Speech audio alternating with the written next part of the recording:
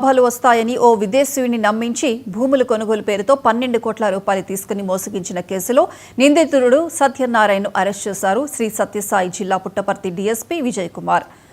Arvind Francis Mahendrakar అనే విదేశీయుడు ఈ నెల 22న మోసపోయినట్లు పోలీస్ స్టేషన్లో ఫిర్యాదు చేయడంతో కేసు నమోదు చేశారు.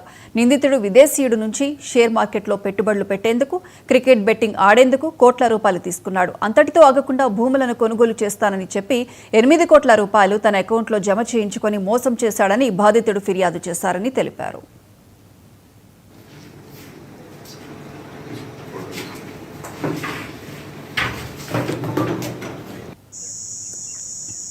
ఒక 5 సంవత్సరాల క్రితము ఇదే పుట్టపర్తికి చెందినటువంటి రత్నాకరం సత్యనారాయణ రాజు ఈ అబ్బాయి అతనికి పరిచయం ఏర్పడడం, దానికి సంబంధించి ఆయన ఏదో రియల్ ఎస్టేట్ వ్యాపారాలు చేసుకోవాలా ఈ తరహాలో అనేటువంటి యొక్క దీంతో అతని యొక్క వీక్నెస్ను గమనించి ఈ యొక్క రత్నాకరం రాజు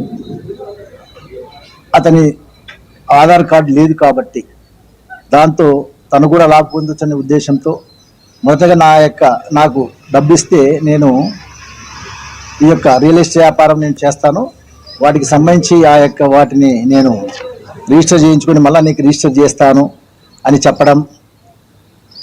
ఈ యొక్క అతను విదేశీయుడు తనకు డబ్బులు దాదాపు 8.3 కోట్ల బ్యాంక్ ట్రాన్సాక్షన్స్ చేయడం జరిగింది. దీంట్లో ఆ తర్వాత ఈ యొక్క రత్నాకర రాజు కంటిన్యూషన్ ఈ యొక్క రిలేషన్షిప్లో తాను